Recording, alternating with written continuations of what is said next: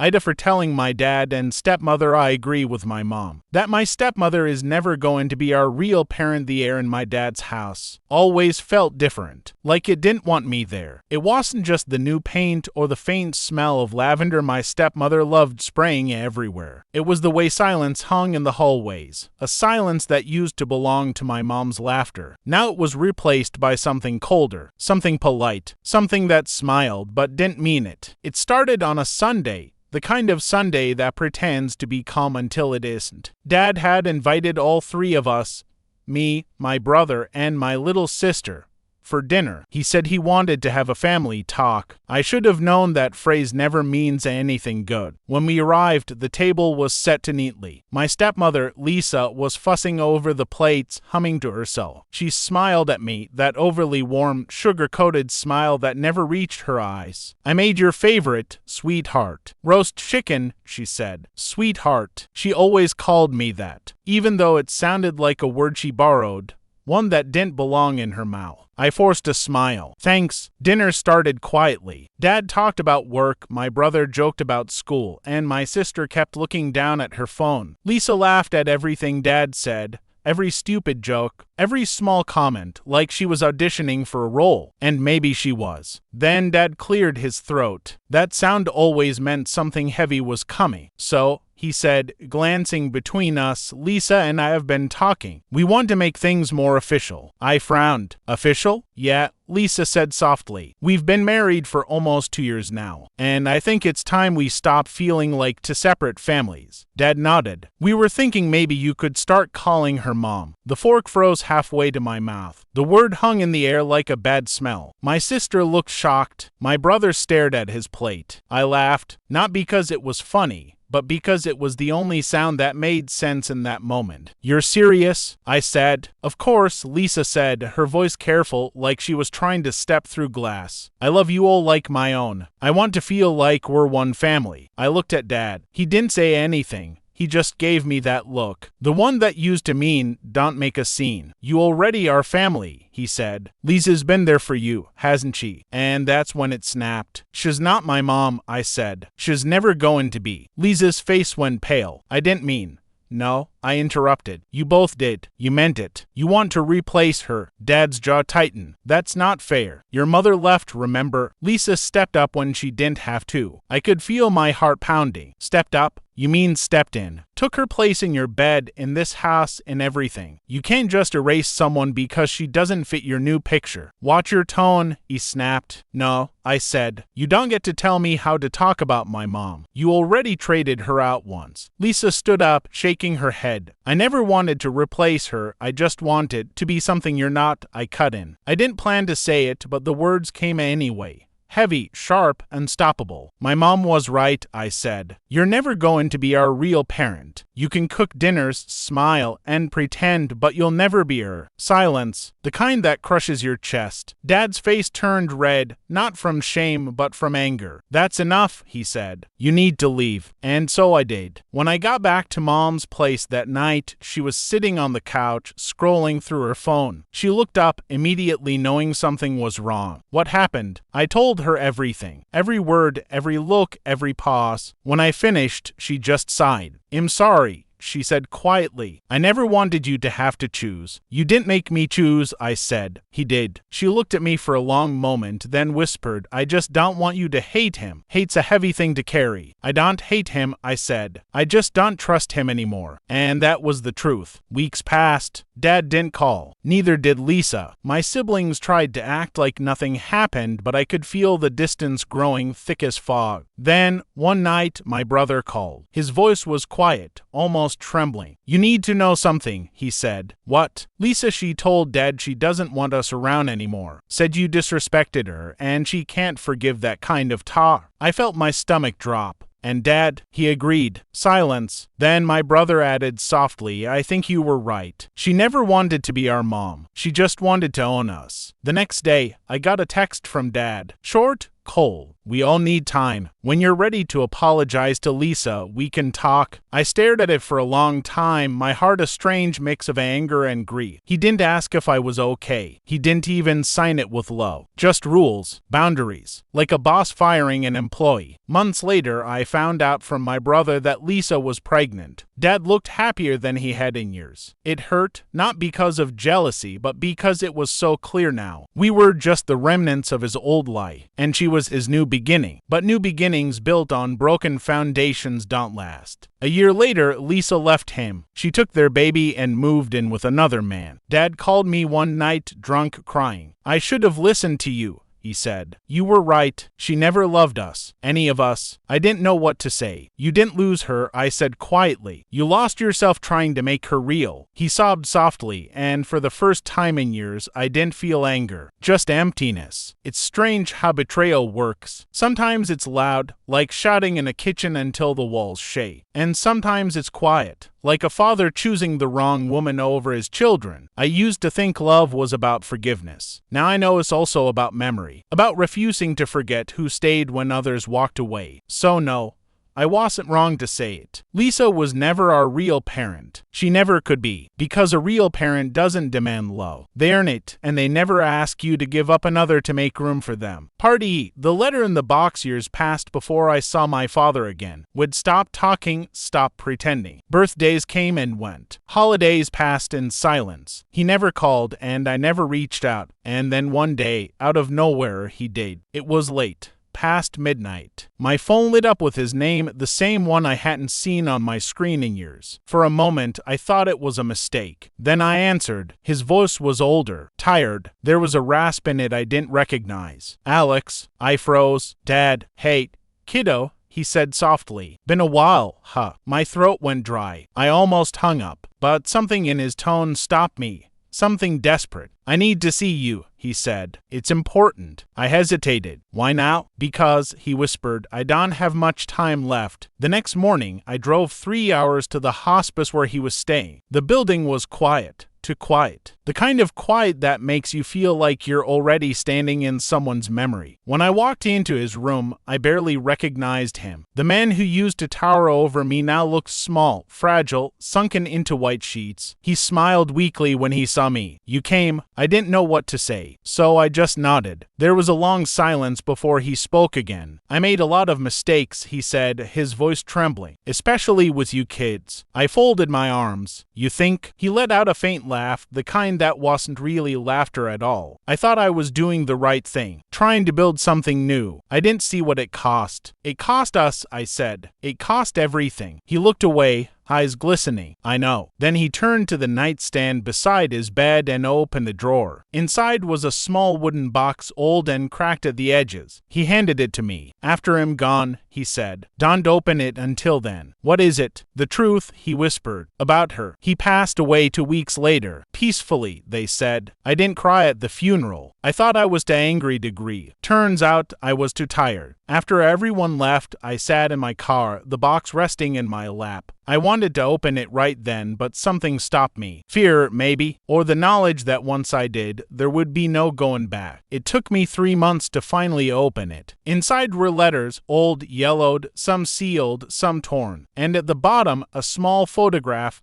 My dad and Lisa smiling on their wedding day. Behind it was an envelope addressed to me. The handwriting wasn't his. It was hers. The letter began simply, "Alex, if you're reading this, it means has gone. And I suppose there's no reason to hide anymore." My hands started shaking. I kept reading. "You were always too smart for your own good. I could see it from the first day we met. The way you looked at me like you already knew I didn't belong. You weren't wrong. I didn't belong. Not at first. But your father, he needed someone. He needed to feel like he was still wanted. I gave him that. And he gave me everything else." There was a pause in the words. An indentation where the pen had pressed too hard, like she hesitated. "You think I wanted to replace your mother. I didn't. I just wanted to erase her. There's a difference." My heart stopped. He told me she broke him, that she left because he wasn't enough. But that wasn't true. was it? She left because he wasn't safe. I blinked. Safe. The next lines changed everything. He never told you why she left, did he? It wasn't about the fights. It wasn't even about me. It was about what he did the night before she left. He found a letter she wrote, one saying she wanted to take you and your siblings and move out. He tore it up, locked her in the house for hours, told her if she tried to leave again, he'd make sure she never saw you again. When she finally escaped, she took nothing but her purse and her fear, and she never looked back. I dropped the letter. My head was spinning. All those years of thinking my mother abandoned us, all the guilt she carried for being the one who walked away. It wasn't her fault. It was his. I kept reading, my hands trembling. He begged me to help him fix things, said he just wanted his family back. But what he wanted was control. He told me to convince you he was the victim, said I was the bridge that could bring you back to him. At first, I believed him. I thought if I loved him enough, he'd stop needing to win every argument, stop turning every word into a test. But he didn't. He just started using me the same way he used her. There was one last paragraph. It was barely legible, as if written in a hurry or through tears. He told me once, if Alex ever sides with his mother, has no longer my son. That was the night I knew he'd never change. I didn't destroy your family, Alex. I just played the part he wrote for me. When I finished the letter, I realized my hands were soaked with tears. Not for him, for the years I lost hating the wrong person. I sat there for hours, staring at that last line, feeling everything and nothing at once. I told my mom about it a week later. She didn't seem surprised. I figured, she said quietly. He was always good at rewriting stories. Why didn't you ever tell me? I asked. Because, she whispered, you were too young to understand that love and control can look the same, until they don't. A month later, I got another letter, this time from Lisa herself. It was shorter, colder. I heard you found my note. I didn't write it for forgiveness, just closure. I left him because I saw in him the same man I once loved, and I hated myself for it. You were right about me, Alex. I was never meant to be your parent, but I hope you understand now. I never wanted to be. I was just trying to survive him. That night, I burned both letters in the fireplace, watched the paper curl and blacken until it was nothing but ash. And for the first time in years, I felt something close to peace. Because betrayal, I learned, isn't just about cheating or lies. It's about rewriting the truth until everyone forgets who the villain really was. I visit his grave sometimes, not to forgive him, not even to remember him, just to remind myself that even the people who break us are still part of our story. They live in the cracks they left behind. And sometimes the only way to move on is to stop trying to fix what was never yours to heal. Part E, the recording he left behind. It had been almost half a year since I burned the letters. 6 months of silence, healing, and trying to convince myself that the story was over. But stories like this don't end cleanly. They just wait. They wait in the quiet corners of memory, in the boxes you thought you'd empty, until one day, they find you again. It started with a call from my brother, Nate. His voice was shaky, like he was standing in a room full of ghosts. You might want to come over, he said. Mom's been cleaning out the storage unit. She found something. What kind of something? Dad's stuff. Old electronics. There's a tape. By the time I got there, the air felt heavy, thick with something unsaid. Mom was sitting at the table, a small cassette recorder in front of her. The kind you'd see in the 90s, with big plastic buttons and a faint smell of dust. On the tape, written in black marker,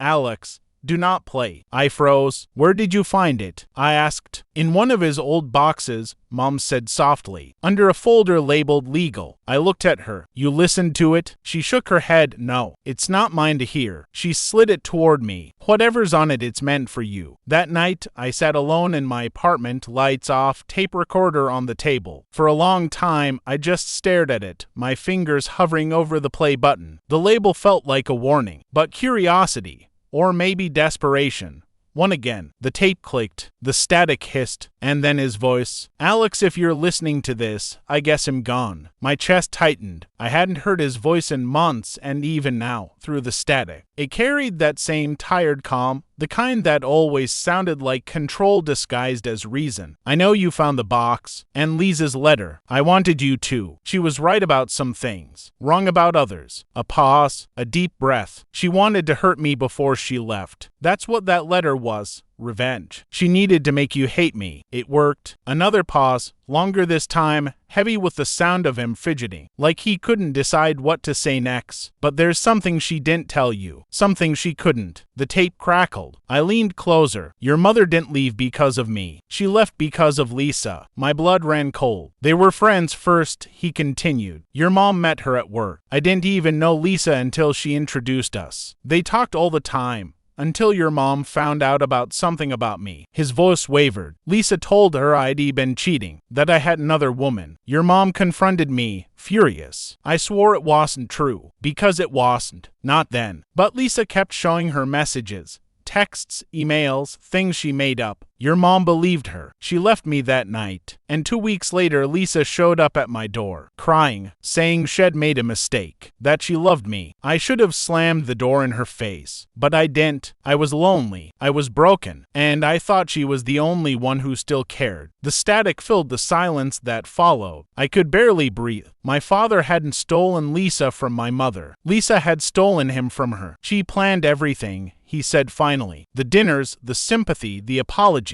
And when I finally let her in, she got what she wanted, a house, a man, a family, power. One didn't see it until it was too late. He coughed, a rough, rattling sound. You think I ruined everything, Alex. Maybe I did. But she fed the fire. Then his voice changed. Lower, more desperate. There's one more thing. In my desk drawer, bottom right, you'll find a flash drive. It has the messages. The ones she sent your mother. I kept them all. Don't show your mother. She's finally at peace. But you deserve to know. And then, almost whispering, the greatest betrayal isn't cheating. It's letting someone rewrite your past and calling it low. Click. The tape ended. I sat there in the dark, the recorder still humming softly. My heart was pounding so hard it hurt. Lisa had lied to both of them. To my mom, she'd painted my father as a monster. To my dad, she'd painted herself as a savior. And in the end, she'd walked away clean, leaving behind the ashes of 2 ruined people and 3 confused kids. The next day, I drove back to Dad's old house. It had been sold, but the new owner,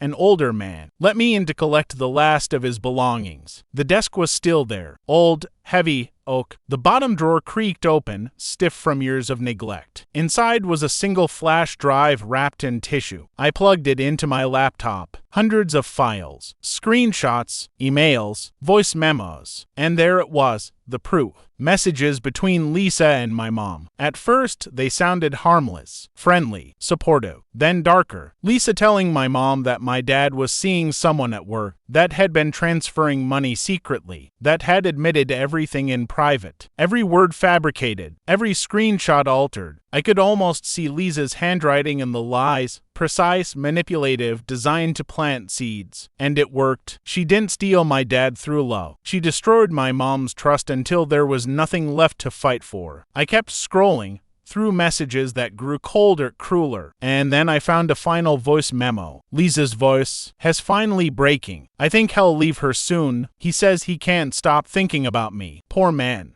Doesn't even know I've been talking to his wife the whole time. She laughed, a small, quiet laugh, one that still chills me when I think about it. When has mine, it'll fix him, make him into someone new, someone who owes me everything. I closed the laptop and sat in silence. The air felt heavy, suffocating. Everything, every fight, every wound, every scar, had started with her. And by the time the truth came out, there was no one left to save. My mom lost her husband. My dad lost himself. And we, their children, lost both of them. A week later, I met with my mom at a small coffee. She looked older but calmer now. I told her about the tape, about the messages, about Lisa, her eyes filled with tears, not of anger but relief. So I wasn't crazy, she whispered. All those nights, all that doubt, it wasn't me. No, I said softly, it wasn't you. We sat there for a long time, holding hands in silence, not as parent and child, but as the survivors of the same storm. I still don't know what to feel about my father. He wasn't innocent, but he wasn't the monster I thought he was either. He was just another victim in Lisa's quiet war, a man who mistook manipulation for devotion. And maybe that's the cruelest kind of betrayal, the kind that doesn't destroy you outright. It just makes you destroy yourself, piece by piece. Sometimes, late at night,